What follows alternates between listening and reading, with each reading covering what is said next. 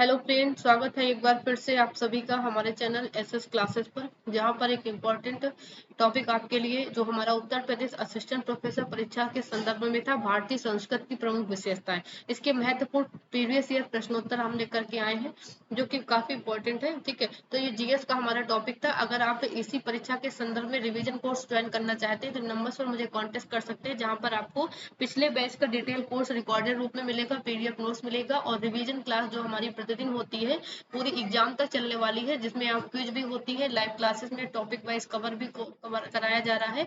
तो इन सबको आप कवर कर सकते हैं। और एक इसके बाद अगर आप इसके अलावा नेट जेआरएफ की तैयारी कर रहे हैं तो उससे के संदर्भ में अगर आप कोर्स ज्वाइन करना चाहते हैं आगामी परीक्षा के लिए तो इस नंबर पर मुझे कॉन्टेक्ट कर सकते हैं।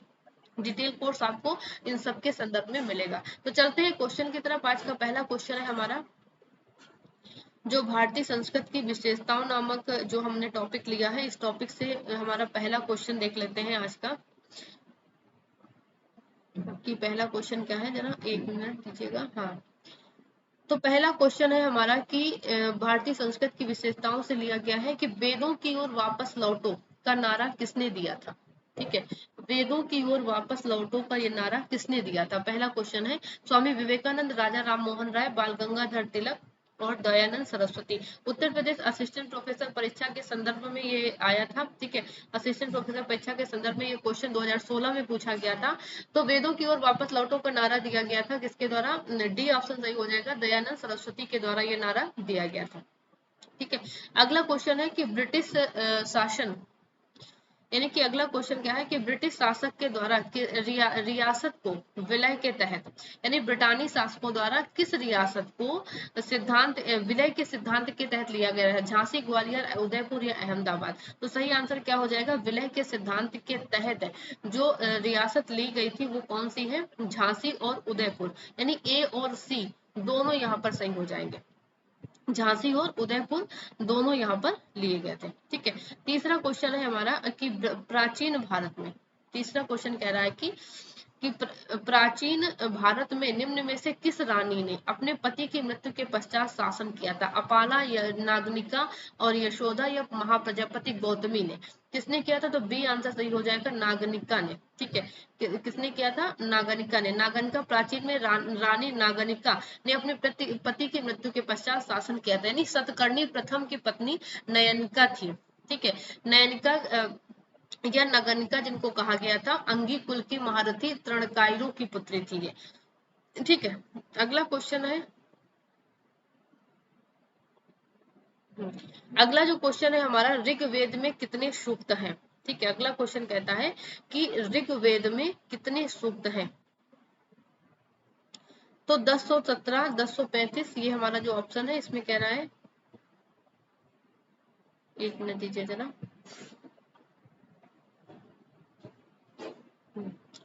कि ऋग्वेद में कह रहा है कि कितने सूक्त हैं। ठीक है, तो ऑप्शन हम देख लेते हैं, 1017, 1035, 1040 या 1055। तो सही आंसर इसका क्या हो जाएगा, ऋग्वेद में सनातन धर्म का सबसे एक आरंभिक स्रोत माना जाता है ऋग्वेद, जिसमें 1028 सूक्त है और 10 मंडल है और यानी 10,580 ऋचाएं हैं इसमें। ठीक है, तो इसका जो आंसर है इसमें ऑप्शन नहीं दिया गया था, इसलिए आंसर भी विवादित है क्वेश्चन। अगला पांचवा क्वेश्चन है, भारत प्राचीन भारत में कांची कहाँ था, कांची कहाँ है। तो कांची कर्नाटक, हरिद्वार, ग्वालियर और तमिलनाडु। असिस्टेंट प्रोफेसर परीक्षा 2016 में पूछा गया था, तो डी आंसर सही हो जाएगा इसका, तमिलनाडु। ठीक है, अगला है, किस वर्ष प्रार्थना समाज की स्थापना हुई, 1856, 57, 1880 या 1895। तो प्रार्थना समाज की जो स्थापना हुई 1819 में महाराष्ट्र में प्रार्थना सभा नामक संस्था की स्थापना की गई थी और जो इसका प्रभाव था वहां पर सीमित था। उसके बाद ब्रह्म समाज के प्रभाव से ये जल्दी छिन्न भिन्न हो जाती है। ठीक है, तो ये भी प्रश्न एक विवादित ही था। आगे प्रश्न पे चलते हैं कि बौद्ध शिक्षा प्रणाली में निम्न में से कौन शिक्षण का माध्यम था, संस्कृत, पाली, देवनागरी या पाली। हम सभी जानते हैं, तो ये सही आंसर क्या हो जाएगा, पाली। बौद्ध शिक्षा का माध्यम क्या था, पाली भाषा थी। ठीक है, तो अगले अगले क्वेश्चन की तरफ आते हैं हमारा इसी टॉपिक के संदर्भ में कि राजा राम मोहन राय ने अपनी पुस्तक एकेश्वरवादियों को उपहार में किस भाषा, एकेश्वरवादियों को उपहार नाम की जो पुस्तक थी किस भाषा में लिखी थी, संस्कृत, हिंदी, उर्दू या फारसी। किसमें लिखी थी, तो डी आंसर सही हो जाएगा। तो ये किसमें लिखी थी, फारसी में लिखी थी। ये भी असिस्टेंट प्रोफेसर परीक्षा 2016 का प्रश्न है। ठीक है, और राजा राम मोहन राय को भारतीय पुनर्जागरण का एक अग्रदूत और आधुनिक भारत का जनक भी माना जाता है। ठीक है, प्रसिद्ध पुस्तक जो है गीत गोविंद के रचयिता कौन है? तो ये बहुत ही सरल क्वेश्चन, गीत गोविंद के रचयिता कौन है? जयदेव है। यह असिस्टेंट प्रोफेसर परीक्षा 2014 में क्वेश्चन आया। ठीक है, उसके बाद 10वां क्वेश्चन है, सूफी संतों में अजमेर को किसने बसाया था? निम्न सूफी संतों में किसने बसाया था? शेख मोइनुद्दीन चिश्ती, शेख सलीम चिश्ती, शेख निजामुद्दीन औलिया, शेख मुबारक शाह। तो ए सही हो जाएगा, शेख मोइनुद्दीन चिश्ती ने बसाया था अजमेर को। ठीक है, 11वां आंसर का क्वेश्चन है कि निम्न में से कौन सा काल भारतीय इतिहास में सल्तनत काल के नाम से जाना जाता है? 1050 ईस्वी से लेकर 1205 का समय, 1206 से 1526 ईस्वी का, या 1226 से 1709 का, या 1719 से लेकर 1850 का। तो सही आंसर क्या हो जाएगा? बी। बी मतलब कि 1206 से लेकर के 1526 तक का समय जो था वो किसके नाम से जाना जाता है? भारतीय इतिहास में सल्तनत काल के नाम से जाना जाता है। ठीक है, अगला क्वेश्चन है 12वें क्वेश्चन की बात करें कि तो सूची 1 को 2 से मिलान करना है। दीन इलाही, दास वंश और साइमन कमीशन और औषधि, इनको एक तरह से मिलान करना है। तो सही आंसर इसके आंसर की तरफ चलते हैं। तो दीन इलाही अकबर चलाया, और दास वंश कुतुबुद्दीन ऐबक, साइमन कमीशन 1928 में आया, और औषधि चरक से संबंधित है। ठीक है, और अगला क्वेश्चन है, कौटिल्य की खड्गुण नीति में निम्न में से क्या सम्मिलित नहीं था? संधि, मैत्री, यान या विग्रह। तो सी आंसर सही हो जाएगा मैत्री। ठीक है, मैत्री कौटिल्य की खड्गुण में यानी 6 तत्वों की जो चर्चा की गई उसमें क्या क्या था? आश्रय था, संधि, विग्रह, यान, आसन, द्वैधी भाव। आश्रय, संधि, विग्रह, यान, आसन और द्वैधी भाव, ये था चाणक्य की नीति में। ठीक है, अगला 14वां क्वेश्चन है, ब्रिटिश संसद द्वारा अधिकृत व भारत में शासन के लिए ब्रिटिश संसद में निम्न में से कौन सा उत्तरदायी था? यानी ब्रिटिश संसद द्वारा अधिकृत भारत में शासन के लिए भारत संसद में निम्न में से कौन उत्तरदायी था? भारत सचिव, भारत परिषद, या गवर्नर जनरल। तो सही आंसर इसका क्या हो जाएगा? कौन उत्तरदायी था? 1958 विक्टोरिया घोषणा पत्र 1858 नवंबर में जो हुआ था, इसमें क्या था? भारतीय प्रशासन सीधे ब्रिटिश क्राउन के अधीन चला गया था। तो भारत का शासन चलाने के लिए भारत में 5 सदस्यीय जो समिति गठित की गई थी। तो इसमें सही आंसर इसका क्या हो जाएगा? ए हो जाएगा, यानी भारत सचिव। ठीक है, 15 क्वेश्चन है, सूरत में अंग्रेजों को व्यापारिक केंद्र स्थापित करने की अनुमति किस मुगल बादशाह ने दी थी?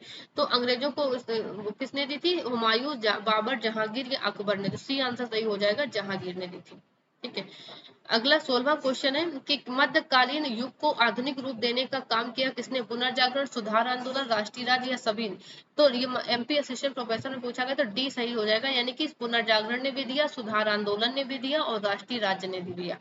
ठीक है, अगला है, वैज्ञानिक मानववाद की अवधारणा का संबंध किससे है? अरविंद घोष से है, जयप्रकाश से है, एमएन रॉय या अंबेडकर से है? तो सी आंसर सही हो जाएगा, ये एमएन रॉय से है। ठीक है, 18वां क्वेश्चन है कि प्राचीन काल में इराक को निम्न में से किस नाम से जाना जाता था? बेबीलोन, अबिसिनिया, सीरिया या मेसोपोटामिया?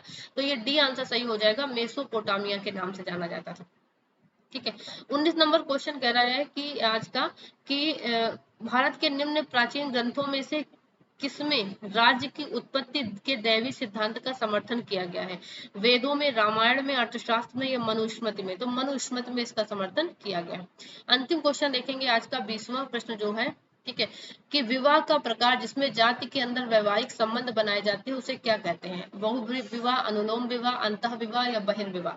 तो ये क्या कहलाता है? अंतर विवाह कहलाता है। ठीक है, तो ये थे हमारे आज के महत्वपूर्ण प्रश्नोत्तर जो हमने लिए उत्तर प्रदेश असिस्टेंट प्रोफेसर परीक्षा के पाठ्यक्रम में भारतीय संस्कृत की प्रमुख विशेषताओं से। ठीक है, तो ये क्वेश्चन कैसे लगे जरूर बताइएगा, वीडियो को अधिक से अधिक शेयर कीजिएगा, कमेंट कीजिएगा। मिलते हैं कल फिर ऐसे ही महत्वपूर्ण प्रश्नों को लेकर के।